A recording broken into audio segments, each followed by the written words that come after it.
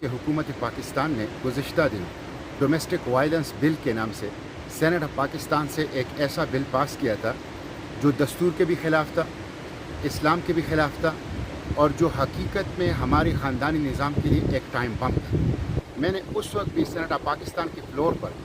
حکومت کو کہا تھا، حکومتی پارلیمنٹیرینز کو، سینیٹرز کو کہا تھا، وزراء کو کہا تھا کہ article 1، article 2، article 2A، article 31، article 227 کے تحت اسلام کے خلاف کوئی قانون سازی نہیں ہو سکتی،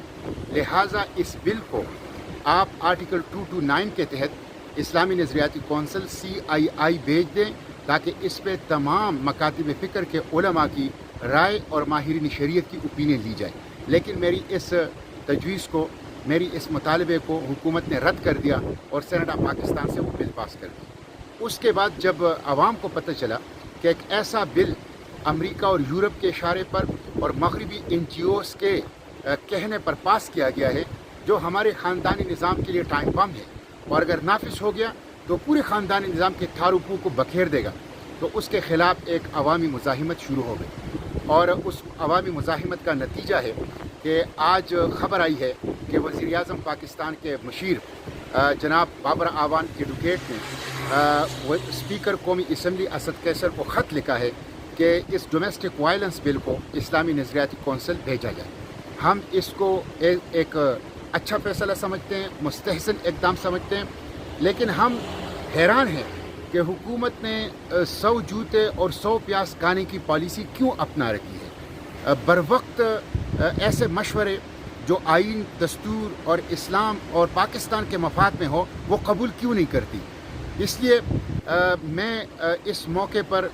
جن لوگوں نے بھرپور کردار ادا کیا، خصوصاً مفتی عدنان کاکا خیل صاحب، جناب مفتی طارق مسعود صاحب، جناب اوریا مقبول جان صاحب، جناب حضرت مولانا زاہد الراشدی صاحب، اور اسی طرح بہت سے ہمارے ینگ یوٹیوبرز اور سوشل میڈیا ایکٹیوسٹ جو کہ شاہین اور چیتے ہیں سوشل میڈیا کے میدان کے، انہوں نے ایک ایسی طاقتور لہر اٹھائی کہ اس کے نتیجے میں آج وزیر اعظم مجبور ہو گیا کہ وہ اپنے مشیر کے ذریعے سے اسپیکر کو کہیں کہ اس کو اسلامی نظریاتی کونسل بھیجیں۔ میں اس موقع پر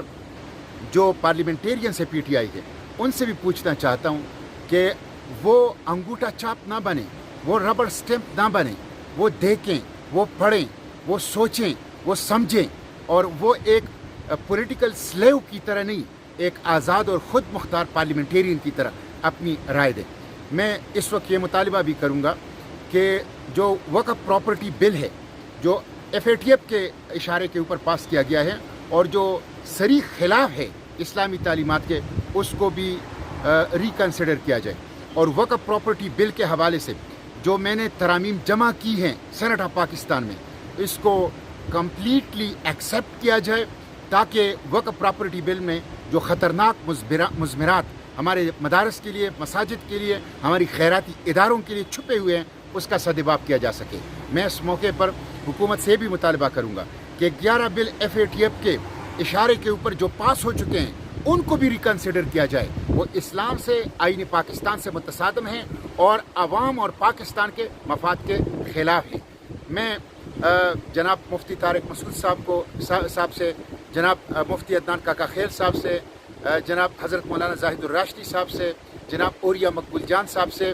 یہ توقع رکھتا ہوں، اور وہ ینگ یوٹیوبرز ان سے یہ توقع رکھتا ہوں، ینگ سوشل میڈیا ایکٹیوسٹ سے یہ توقع رکھتا ہوں کہ وہ اپنی اس جدوجہد کو جاری رکھیں گے جب تک ہم